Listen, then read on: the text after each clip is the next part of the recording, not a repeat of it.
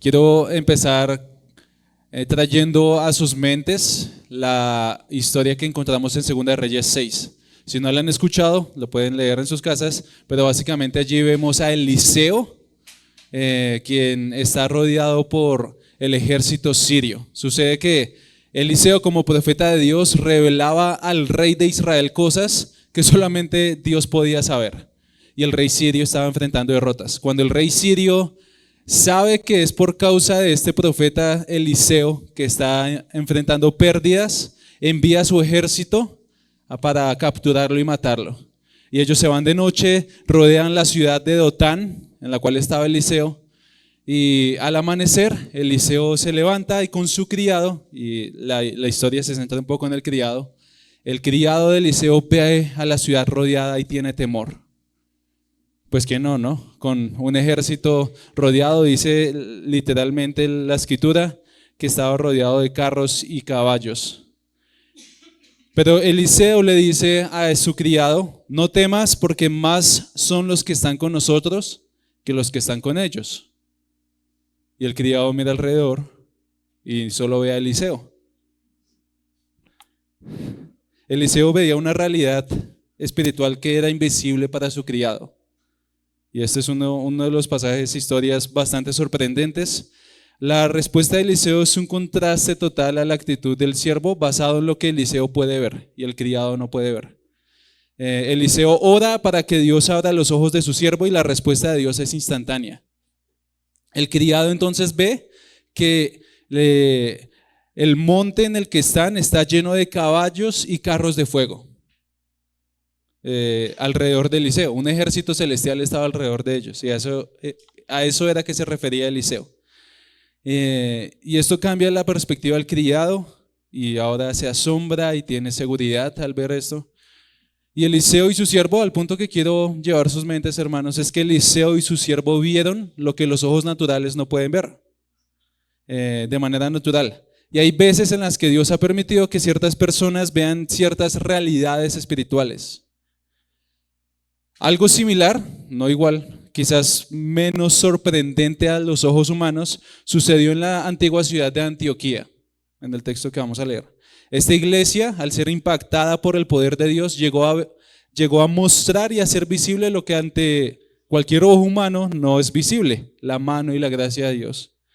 Esta iglesia, por la gracia de Dios, hizo visible la mano invisible de Dios. Y eso es lo que vemos en este texto y es mi oración, que cada uno de nosotros y nosotros como iglesia, familia fiel, podamos hacer lo mismo. Leamos el texto. Hechos 11, 19 al 30 dice: Ahora bien, los que habían sido esparcidos a causa de la persecución que sobrevino después de la muerte de Esteban, llegaron hasta Fenicia, Chipre y Antioquía, no hablando la palabra a nadie, sino solo a judíos.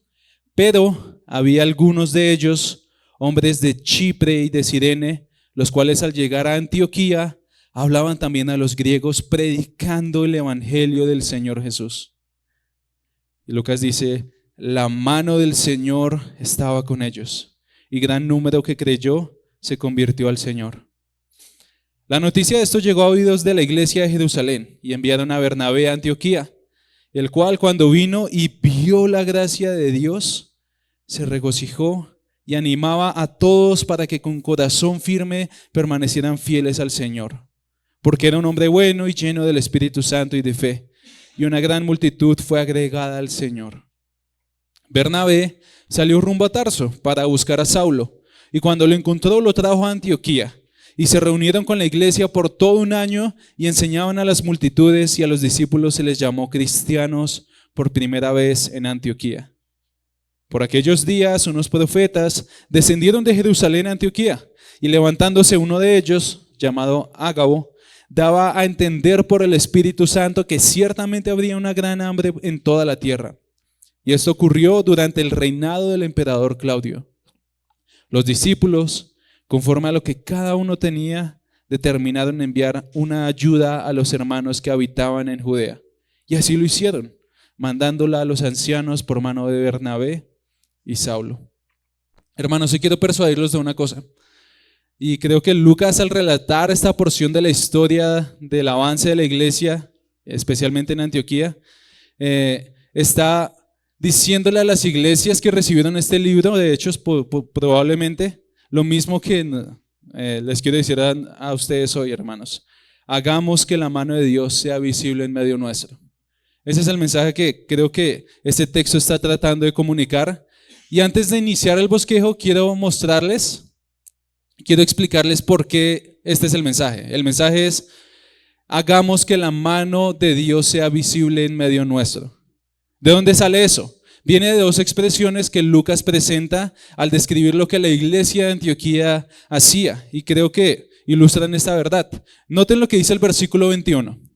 El versículo 21 dice que la mano del Señor estaba con ellos, con estos creyentes de Antioquía. Lucas hace esta nota editorial e interpretativa de lo que estaba sucediendo en la iglesia en Antioquía. ¿Por qué dice esto Lucas? ¿Por qué hablar de la expresión la mano de Dios? ¿Acaso Lucas vio una mano sobre esta ciudad literalmente? La respuesta clara es no. Es una imagen que a lo largo de la escritura, la mano de Dios a lo largo de la escritura se refiere para hablar del poder soberano de Dios, de la autoridad de Dios. Como por ejemplo en Éxodo se dice que Dios sacó al pueblo de Israel de Egipto con mano poderosa. La mano de Dios también es una imagen de protección, como dice en Esdras, que la mano de Dios cuidó a los que iban camino a Jerusalén, y es usada para hablar de provisión o incluso a veces de juicio. Pero el punto es que aquí claramente Lucas ve algo que al ojo humano no es claramente visible. Lo que Lucas ve lo lleva a describir lo que está sucediendo en la iglesia de Antioquía de una manera: la mano de Dios estaba con ellos, mostrando su poder, su provisión, su favor. Por eso Lucas habló en esos términos. Y en segundo lugar, miren que Bernabé puede ver algo cuando llega a Antioquía también, que apunta a la misma realidad. Versículo 22 y 23.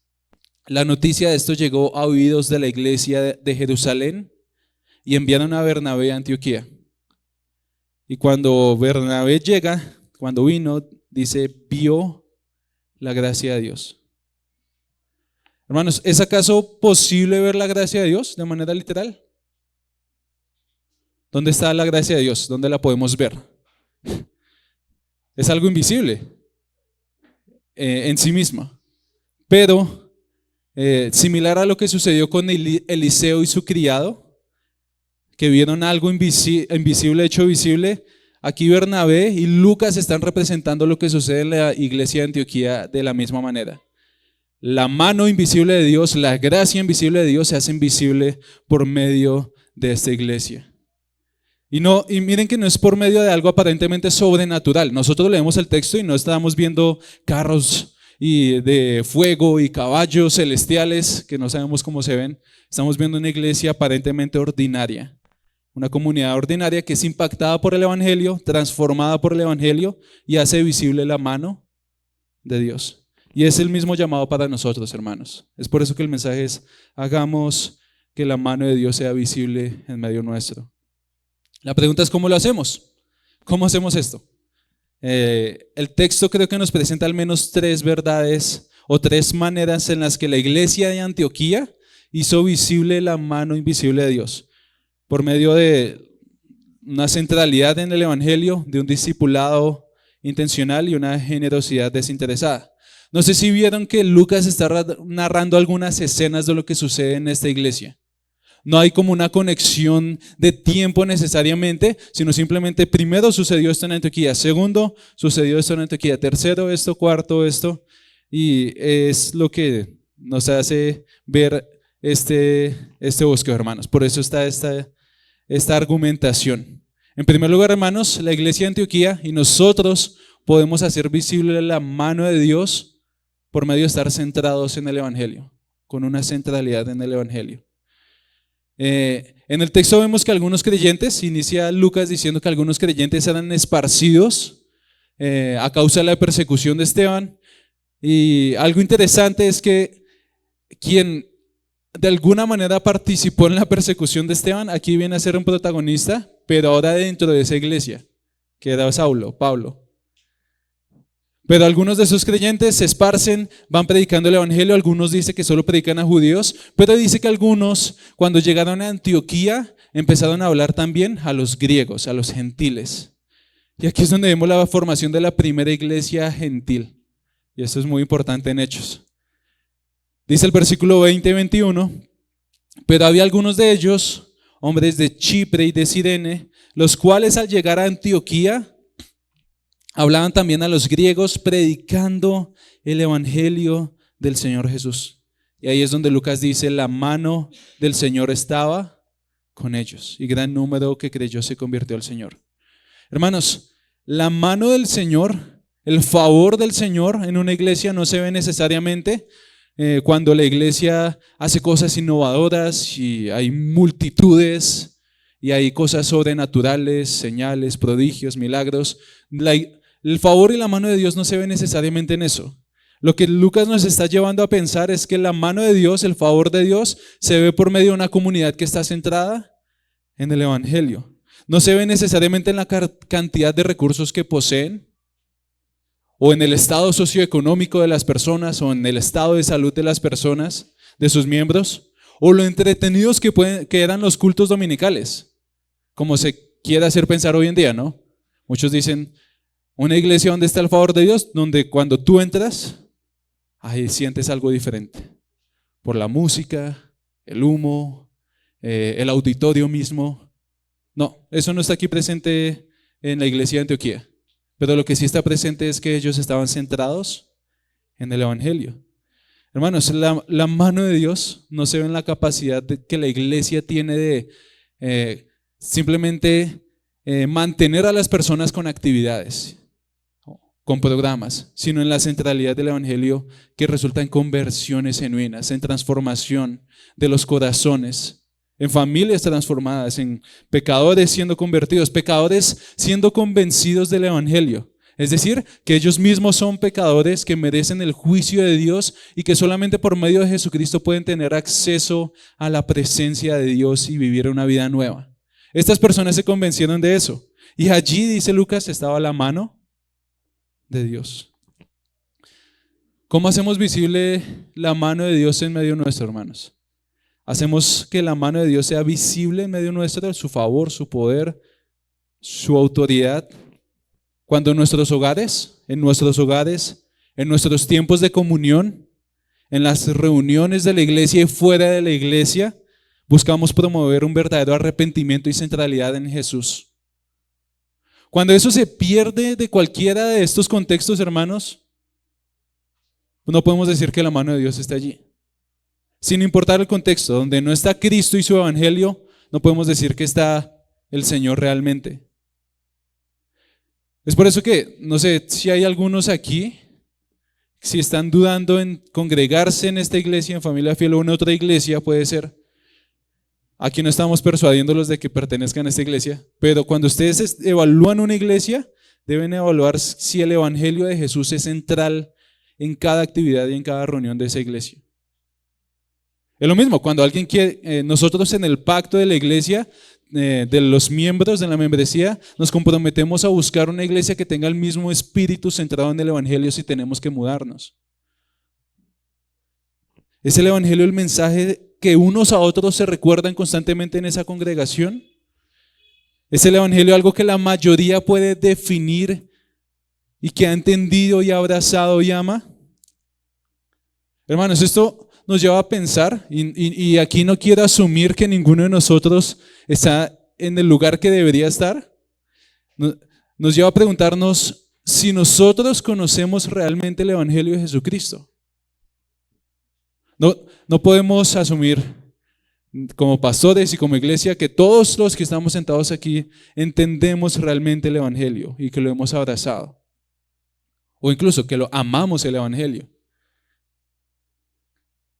¿Entiendes tú el evangelio? ¿Podrías hablar del evangelio con claridad? Y no solamente hablarlo y decir las palabras correctas, sino realmente hay una pasión en tu corazón, en tu interior por causa del evangelio. ¿Es ese mensaje que hace que tu vida entera tenga un sentido apropiado? Hermanos, la iglesia de Antioquía tenía una cosa clara. Puede ser que ellos no supieran tanta teología como nosotros. Seguramente no conocían tanta teología como muchos de nosotros. Pero sabían el Evangelio y estaban centrados en él. Y allí la mano de Dios estaba. Y hermanos, noten algo interesante en el pasaje y es que Dios usa personas comunes y corrientes para anunciar su evangelio y para mostrar su poder. En Antioquía, en la primera escena que vemos hasta ahora, hasta el versículo 21, no hay ningún líder de la iglesia conocido hasta ahora. No está ni Pablo, no está Bernabé, no está Pedro para liderar las cosas. Son creyentes comunes y corrientes. Yo me puedo imaginar que había hombres y mujeres, matrimonios comunes y corrientes como matrimonios o familias como cualquiera de nosotros, ancianos, personas ancianas, jóvenes, niños, personas solteras probablemente, que eran comunes y corrientes pero amaban el Evangelio. Y tenían pasión por el Evangelio y Lucas registra eso. Cuando Lucas está registrando eso, y recuerda ese momento de la iglesia en que dice, la mano de Dios estaba allí.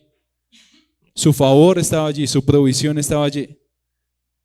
Y hermanos, con esto que voy a decir no quiero que me malentiendan. La iglesia no son sus pastores. La iglesia no son sus pastores. Esta iglesia Familia Fiel no son estos 4 pastores, gracias a Dios. Cada creyente tiene al Espíritu y debe ser testigo en su propio contexto. ¿Por qué digo esto, hermanos? Porque muchas veces se tiene la idea de que son los pastores los que tienen que hacer la obra del ministerio. Y eso no es lo que vemos aquí, no es lo que vemos en el Nuevo Testamento. Se murió alguien. Y no quiere decir que esté mal, hermanos.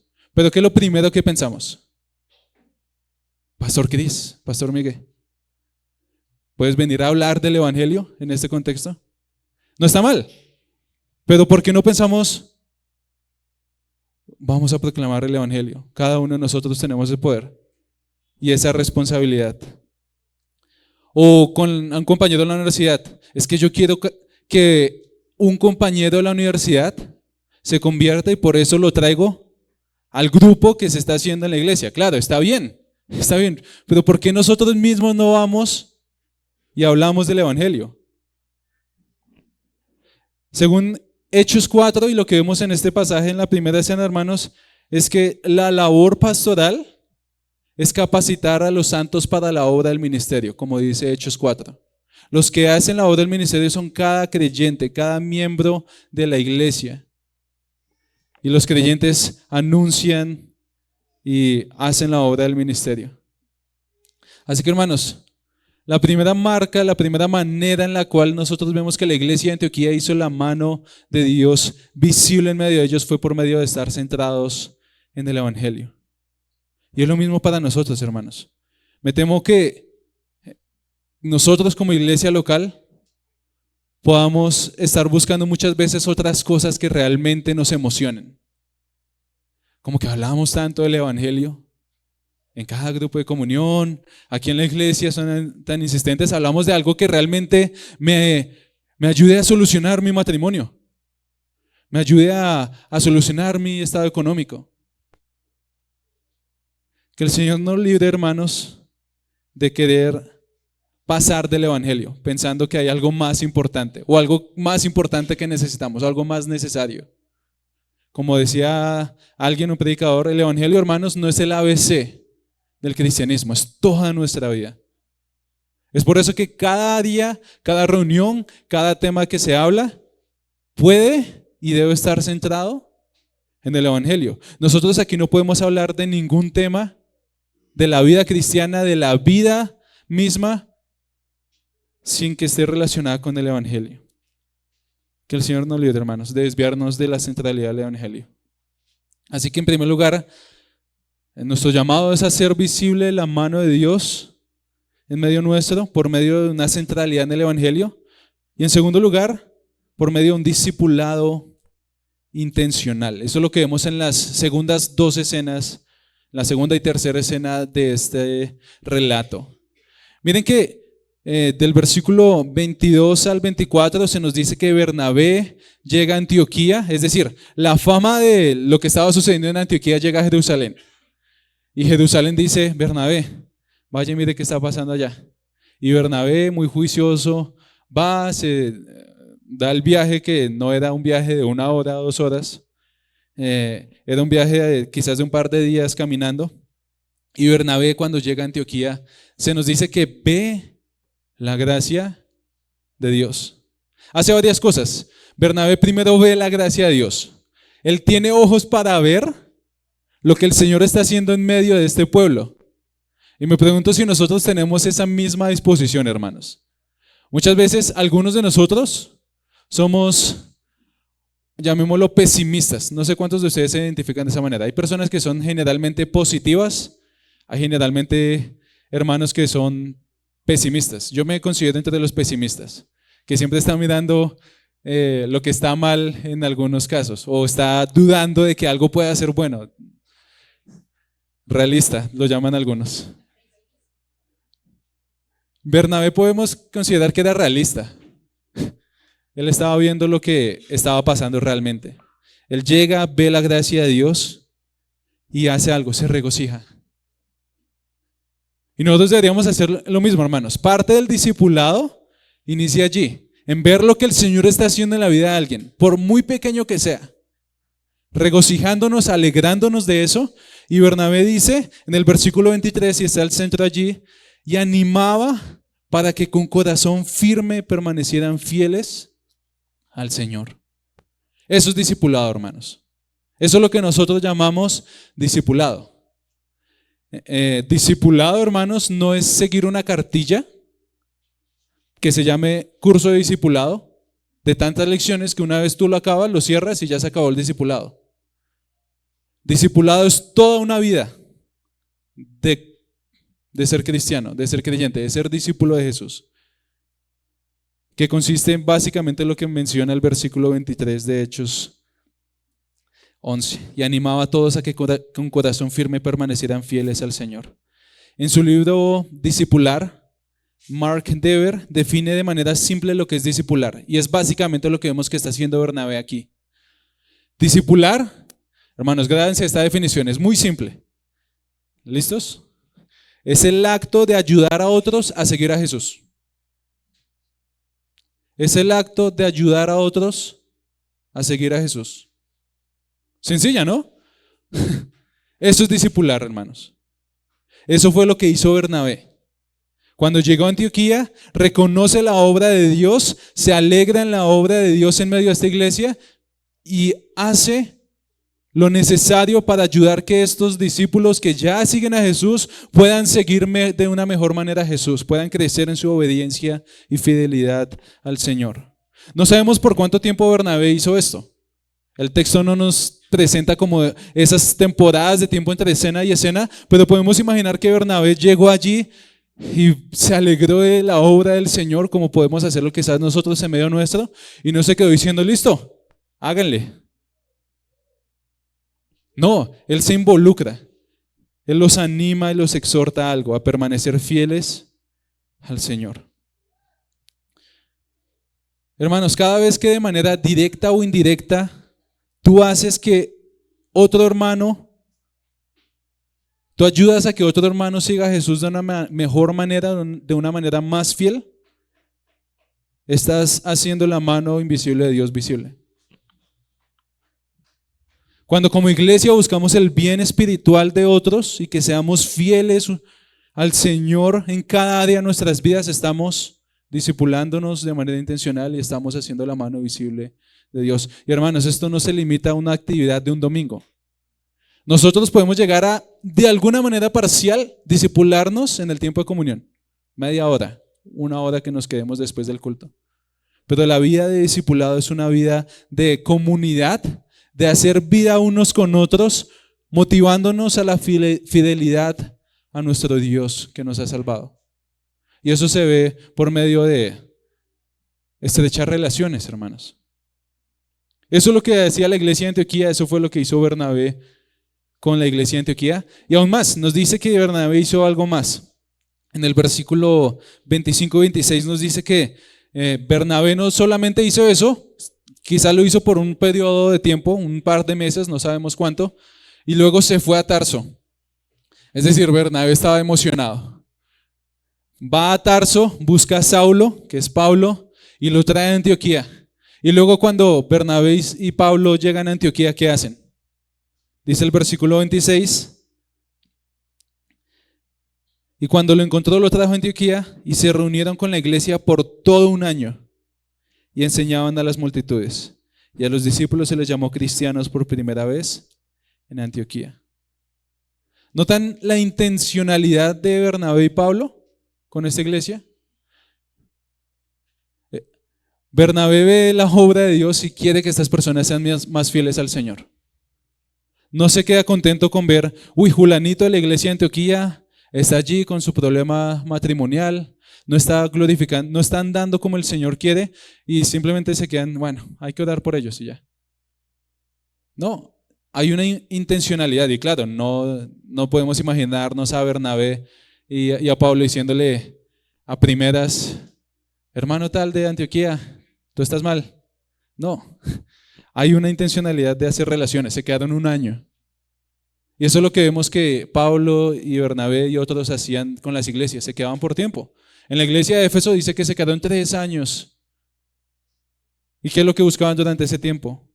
Que estos hermanos crecieran en fidelidad al Señor. Hermanos, Mark Dever en su libro de discipular dice, discipular es tener relaciones de manera intencional en las que buscamos hacer un bien espiritual a alguien.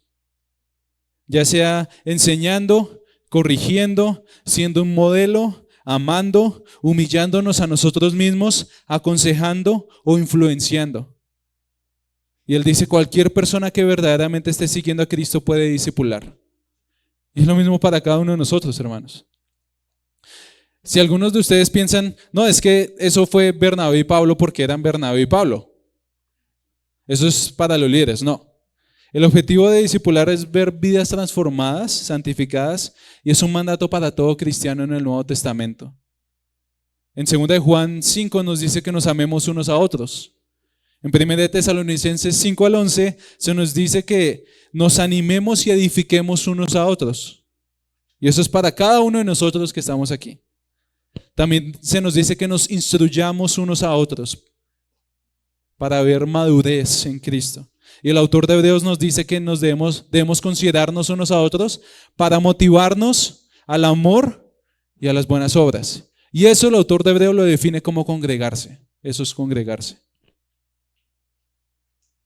Y cuando sucede eso, hermanos, la mano de Dios es visible. De nuevo, de manera un poco tácita, indirecta, Lucas vuelve a decir, y cuando sucedió eso, es cuando por primera vez se les llamó a los discípulos cristianos. ¿Qué significa eso? Los cristianos literalmente eran alguien perteneciente al partido de Cristo o un partidario o seguidor de Cristo. Es cuando ellos estaban centrados en el evangelio, discipulándose intencionalmente unos a otros, que la mano de Dios se hizo visible y otros los empezaron a llamar cristianos. ¿Por qué? Porque su comportamiento, su forma de hablar, sus vidas eran como los de Cristo. Quiero que hagan un ejercicio, hermanos. Miren alrededor, a su derecha, a su izquierda, hacia atrás. Y no solamente a cualquier lado de la puerta, sino a las personas que tienen alrededor. Miren a las personas que están a su lado y piensen. ¿Estás tú siendo discipulado de manera, ya sea formal o informal? No esperen que haya un curso, sino de manera formal o informal, por otro discípulo de Jesús que está aquí. Tú puedes mirar a alguien aquí alrededor y decir, tal persona me está ayudando a crecer en fidelidad al Señor. Ahora, en el otro sentido, ¿estás siendo discipulado? ¿Estás discipulando tú a alguien que esté aquí sentado alrededor tuyo? ¿Estás ayudándolo a crecer en madurez, en fidelidad al Señor, animándolo, exhortándolo a vivir en obediencia al Señor en todas las áreas de su vida? Si no es así, pregúntate por qué. Y luego de que contestes esa pregunta, pregúntate qué debo hacer hoy yo, qué debo cambiar en mi dinámica de familia para discipular de manera intencional a otros y para discipular a otros. para ser discipulado por otros. Hermanos, ser discípulos de Jesús significa orientar nuestras vidas hacia otros, tal como lo hizo nuestro Señor Jesucristo. Significa trabajar para el bien de otros, para su bien espiritual, para ver que haya fidelidad en medio nuestro al Señor. No se trata de un compromiso con la iglesia, con Familia Fiel. Hermanos, aquí nosotros como iglesia, como pastores enfatizamos, el mayor servicio que hay, que se puede dar en medio nuestro, no es que alguien cante en la alabanza, no es que alguien sea ujier, aunque gloria a Dios si es así, es que nos sirvamos unos a otros en el discipulado. Que procuremos el crecimiento espiritual de unos de otros. Eso es lo que hizo Bernabé y es hermoso la manera en la que Lucas lo registra, ¿no? Se goza cuando llega y ve la obra de Dios y dice los animaba. Y es interesante porque Bernabé es llamado hijo de consolación. Él se llamaba José y la iglesia le cambió el nombre a Bernabé, que significaba hijo de exhortación o hijo de consolación. Y de alguna manera, hermanos, todos somos llamados a hacer eso, animarnos y exhortarnos mutuamente. Así que, hermanos, hagamos que la mano de Dios sea visible en medio nuestro, por medio de nuestra centralidad en el Evangelio, por medio de nuestro discipulado intencional, y también, finalmente, hagamos que la mano de Dios sea visible en medio de nuestro, por medio de nuestra generosidad desinteresada. En la última cena se nos presenta otra visita a la iglesia de Antioquía. Entonces, primera cena está la iglesia centrada en el Evangelio, predicando el Evangelio. Segunda y tercera cena está Bernabé y luego con Saulo discipulando de manera intencional a la iglesia. Y luego, en la última cena, se presenta un grupo de profetas que llega a la iglesia. Y es interesante, no vamos a entrar en detalles sobre por qué menciona esto Lucas. El hecho es que había profetas, a lo largo de Hechos vemos esto.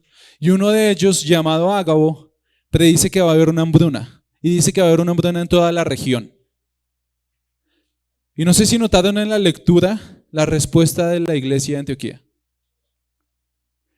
Ante ese panorama de hambruna, ¿qué hacen? Versículos 29 y 30. Los discípulos, conforme a lo que cada uno tenía, determinaron enviar una ayuda a los hermanos que habitaban en Judea. Y así lo hicieron, mandándolo a los ancianos por mano de Bernabé y Saulo. Hermanos, esto es hermoso. Así es que nosotros podemos ver la mano de Dios de manera visible en medio de iglesias locales. La mano de Dios y la gracia de Dios son visibles al menos de dos maneras en esta última escena, hermanos, y es algo que me llama a mí la atención. Noten cómo ellos ante una posibilidad de necesidad, porque también puede que iban a ser afectados por esta hambruna. Miren que Ágabo no dice va a haber una hambruna en Judea. No, va a haber una hambruna general. Ustedes también podrían ser afectados. Y ellos dan de lo que tienen, fuera mucho o fuera poco. Cada uno conforme a sus posibilidades. El que tenía poco no decía que los que tienen más que den ellos. No, cada uno conforme a lo que tenía se desprendieron de sus recursos, mostrando una generosidad motivada por el Evangelio. Y en segundo lugar, algo que también es sorprendente aquí, es que la hambruna no había llegado aún. Noten que es simplemente un anuncio de algo que iba a suceder. Es decir, ellos no están reaccionando a una necesidad que pueden ver de manera directa en el momento. Ellos simplemente se les dice va a haber una hambruna y ellos, ¿qué hay que hacer? ¿Qué hay que dar? ¿Cómo podemos ayudar? Claro, el Espíritu Santo dice que por el Espíritu Santo se afirmó que vendría y Lucas dice que ocurrió durante el reinado de Claudio. Es muy posible que esa hambruna tardara en llegar un par de años después del momento que se registra esto. Pero ellos están dispuestos a dar y se desprenden de una parte de sus posesiones. Ellos no esperaban algo a cambio, simplemente dan. Y hermanos, esa es una de las maneras en las que de manera clara se hace visible la mano de Dios en medio nuestro, en medio de su pueblo. Algunos han dicho que lo último que se convierte en un cristiano es su billetera. Y otros han dicho que, y de hecho hay imágenes de eso, ilustraciones. Algunos dicen que cuando se bautizan dejan una mano afuera con su billetera del agua. Y la realidad detrás de esos chistes, y es que son chistes, es que el amor al dinero es muy común y el uso de nuestros recursos refleja nuestro corazón. Reflejan lo que amamos, lo que valoramos, lo que atesoramos. Y hemos hablado de esto en diferentes contextos. La antigua serie de Escuela Dominical fue precisamente sobre finanzas bíblicas. Y hemos dicho una y otra vez que, hermanos, la generosidad no se trata de tener recursos. Ninguno aquí necesita tener recursos para ser generoso. La generosidad es una disposición del corazón. Eso es lo que vemos allí. Cada uno según sus posibilidades. Aquí no sé, aquí, y de nuevo, esto no es algo impuesto, hermanos. Miren que Pablo y Bernabé no dicen, bueno, hermanos, aquí cada uno empieza a dar el 10%.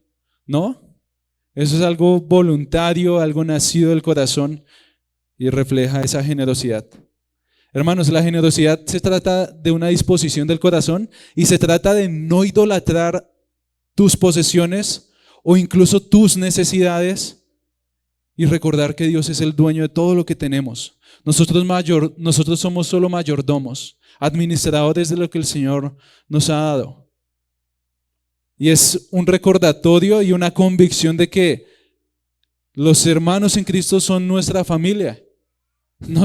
Hermano, no nos llamamos hermanos por no simplemente sabernos nuestros nombres. Deberíamos llamarnos hermanos porque nos vemos como hermanos. Y también es una convicción de que la eternidad es real, hermanos.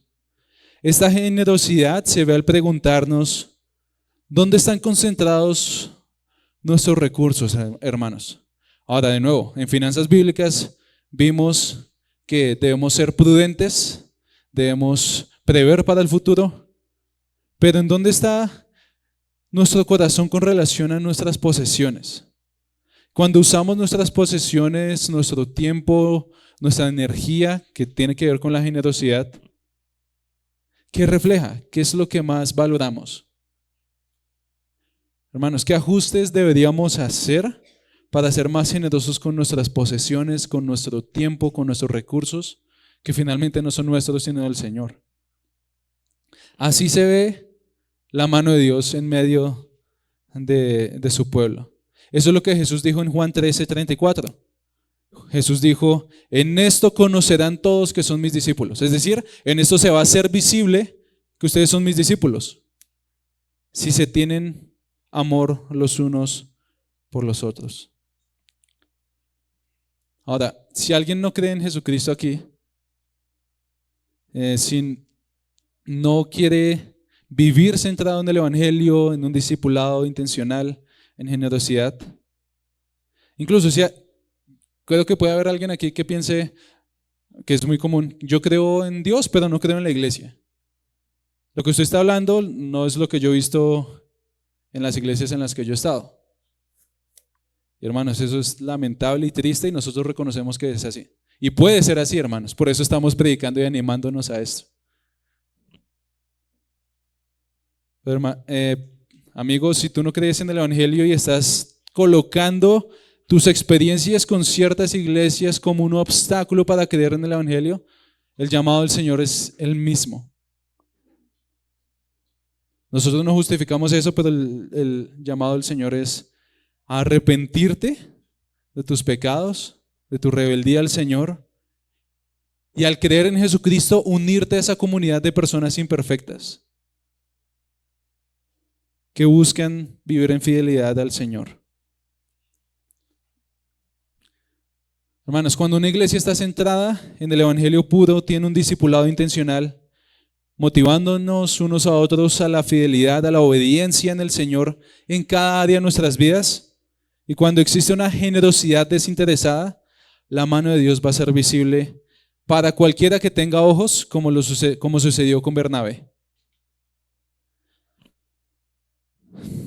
Hermanos, yo tengo la convicción de que hay algo de eso en medio nuestro. Pero también creo que debemos reconocer con humildad que necesitamos crecer en cada una de estas áreas. Hagamos que la mano de Dios sea visible en medio de nuestros hermanos.